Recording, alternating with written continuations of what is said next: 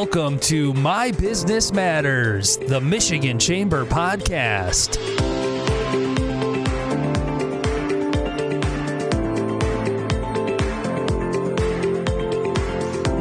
Hi everyone, my name is Leah Robinson and I am the director of Michigan ATHENA, which is the Michigan Chamber's women's leadership organization.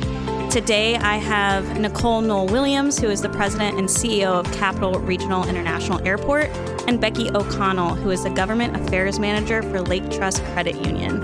I am so delighted to have both of them with me today because they are longstanding supporters of the Michigan ATHENA program. Today we're going to talk to you about women's leadership and why the participation of women in the workforce matters. First and foremost, I'd like to say thank you both for joining me. Something that I think we all resonate with as women is learning from other people's stories and what they've learned through their lessons in their careers. So I want to start with asking you what unique insights you may have or biggest factors that you've experienced that have led to the success in your career path. Yeah, hi. Great to be with you. Great to be here with Becky as well. So again, thank you. But I think, for myself, I've been in the aviation career or the industry as a whole since early 1990. So for myself, my experience has kind of maneuvered in the industry in multiple levels and areas that have helped get me to where I'm at today. So asked frequently is, how did you get to where you're at? How do you become a CEO of an airport? And it was really, I started loading, unloading planes and de-icing aircrafts for United Airlines when I was in college. And it just grew into sales positions, to management of United Airlines station, to air service development efforts when I was with the airport before, and involvement in government affairs by being a representative for U.S. Senator Gary Peters in the Mid-Michigan region, and then coming back as the CEO for the airport. So my career path is a little bit different than maybe many throughout the United States that a lot of times have come out of the military, maybe out of the operational side of an airport, where mine's a little bit more diverse by having experience both in the airlines, travel management side, political side, to come back to Lansing. So it's been an incredible path with a lot of support and mentors along the way. Yeah, Becky, what about you? Yeah, I did not know that about Nicole. Nicole, I did not know you started your work in an airport. That's awesome. Yeah. It's funny. One of my first jobs was at a credit union. And while I've worked 20 years in policy and solving community problems, now here I am full circle back at a credit union and applying all those great lessons that I learned in the legislature. Yeah, so one of the things that I feel like resonated with me in my career was all the times I was told no, or what I thought was a quote unquote failure, really led to kind of my leadership style, which is tenacity. Like I took that word and ran with it. I'm thankful to work with the women at the chamber because they're always picking up, no matter what it is, they're going to pick up that task, even if it doesn't fall under their wheelhouse, they're going to do it. And no matter if it's a big task or a small task. So with that being said, what do you feel like women bring specifically into the workforce that makes their participation so special and meaningful? Yeah, and I think whether it's men or women, you want to bring people into these leadership positions that have the knowledge and the experience to be able to maneuver through challenges with whatever industry they're in. For myself, it's very much a collaborative leadership style that I bring to the airport. I pull in multiple departments to work through and navigate areas that don't actually fall into their wheelhouse on a day-to-day basis. You got to have those other perspectives to bring to the table so you can have a more holistic resolution or solution that you could bring together. Yeah, I was so curious, looking at this question, because I think the way we often look at things is different than how others perceive us too. So I reached out to a few men that I worked for and I said, hey, what did I have, that you didn't? And their number one answer was empathy and resilience. And so I think that's really, just to add on to what Leah, you had shared, right? Like we, as females, we bounce back and we're going to come back stronger, when we're faced with challenges. Yeah, so I specifically said that word tenacious because my mentor, Brian Mills, who worked in the policy office, he was my director. And when I left, he said, never lose the tenacity that you have because that made you special. What have you learned, and who have been your greatest mentors throughout your career? Yeah, and I love the fact that you're using tenacity. I also see that as passion. Yeah. You know, that drive that says, okay, I'm not taking no. There's got to be a way to create a solution to fix this. Let's take a few minutes to figure out how we do that. But, you know, I think for myself, I've had many mentors, whether they're industry men or women, to folks in the political side, past coaches from high school. But for myself, it's my parents. You know, that core value of working hard and being dedicated that they really instilled in all my siblings and myself. And Becky, I actually, before, for everyone listening, before I met Becky through Michigan ATHENA and Michigan Chamber work, I actually knew people that had been mentored by Becky, people that worked with her when she was chief of staff. So what do you feel like, as a mentor to mentees, what do you feel like is the most important thing to drive home? Oh, boy. Let me think about, well, you know, valuing, you know, everyone's thoughts, right? And valuing them as people. I think probably is, if I can have them leave with one thing, that is it. One of my mentors gave me that as a gift, I would say. You know, sit down and have coffee. Like, take that time with people. I think that's really important. Lead with love. They're people first, right? And once you show that care and empathy to those that you work with, right, they're gonna give you everything that they have too. So I would say if those were a couple things, that's what they would be. Yeah. Looking at both of your track records and everything you've done, you're obviously both incredibly successful and intelligent women. How do you balance it? How do you balance work and just being able to provide and pour into yourself and your family? It's so important because whether you're men or women, you sometimes get so distracted. It pulls you out of your core priorities, your values that you have. And I think that's one of the key things for myself is trying to make sure that I stay focused on what are my own core priorities and making sure I'm addressing those first, focusing on my family, and yet still being able to be passionate about my work and showing up and doing what I need to get done, you know, there at the airport and support the region. But it goes back to, you got to take a step back and make sure you're taking care of yourself and have a balanced life. So Senator Prose, who I worked for a long time, there was a picture that hung in our office, and it was an elephant on a beach ball. And it said, the key to life is balance, and his wife had given that to him.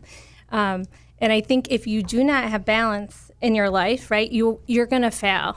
And I think we've all learned that lesson maybe the hard way, right? You have to take care of your health. You have to take care of your family. You have to take care of your work family. And when you have that, all those pieces together, and make time for yourself in the middle of all of that as well, right? You're going to be successful. And it was funny because I think you had asked, right? Like, you know, what are the keys, you know, to your work and your success? And it is balance. You've got to have that. Well, and I think it's also important for women or men in leadership to make sure you're keeping an eye on your team, keeping an eye on your mentees. How do you help provide support, which I've received from mentors that I have, and saying, hey, just make sure you're taking care of you with the type of schedule and the passion that you have in what you're doing. So actually last year at Michigan ATHENA, we had an event about work-life balance and how to make it sustainable. And one of my favorite things about Michigan ATHENA and a women's leadership organization, the lessons that you learn from others. Like, I feel like that is so important just to share what you've been through, because I believe there's so much empowerment in that. In terms of a women's organization, why do you think that's valuable to women or men? Why do you think an organization is valuable? Well, I think, I guess, you know, kind of going back and looking at the path of this direction, the question that you're asking, it really does go back to making sure that there's a level of communication that's provided within your organization. there's going to be challenges along the way. I mean, even myself, looking at when I was in college working at a restaurant, and it was a female, owner of the restaurant, and you start talking about what do you want to do in life, and the stories start going around the table to where everybody wants to be and what they're going to school for. And I said, I really want to be a sales rep for an airline. I said, even at the time, I didn't even know if there was such a position, but that's where I'd like to be. And the immediate response is, if there is such a role, there's probably so limited, and it's probably going to be filled with men. And that was like a driver to me to go, okay, we're going to change this. And I was a sales rep for United Express Great Lakes Aviation, covering a 3-state region to focus on that. And I want to go back and make sure people take a step back, that you can do anything. You have the ability to be able to move forward in any position. Prepare yourself, educate yourself, reach out to those folks that can help mentor you and prepare you for the future. Yeah. So Michigan Athena actually started from Martha Mertz. She worked here in Lansing. She felt like Lansing was kind of a boys' town, if you will, like a boys' club. And so she said, I'm going to make a women's organization. And that's where Michigan Athena started. And we are the only statewide organization, but you do have organizations all over the state, all over the world. And when I think about just the principles of Michigan Athena, I think about you, Becky, because you were chief of staff in such a male-dominated industry. And I want to know how you approached your job as chief. You're right. There was not a lot of girls on that Senate floor. I was a staff member, but even at the time, there was only 4 female senators. Oh, wow. Yeah. Judy Emmons, Tanya Shootmaker, Gretchen Whitmer, and Rebecca Warren. So, there was recalling that, and that was, 4 or 5 years ago now. So you noticed it. I think that you trusted your colleagues, and you built those relationships, and never... while I knew there weren't a lot of us, and I was one of the youngest at the time, right. I think that once you establish that trust, you could work through anything. Right. And so I think that really broke down a lot of the barriers that are present. The other thing you have to realize is that the legislative process at that time, once you figured out it's built to fail, and you had to navigate how to be successful in that. You knew if you did not have those relationships, you weren't going to be able to get very far. But that's a lesson that carries through now to the private sector and in business too. And so the legislature gave me so many good tools to be able to navigate that. While I noticed it at the time, it didn't present the barriers that you probably would have anticipated.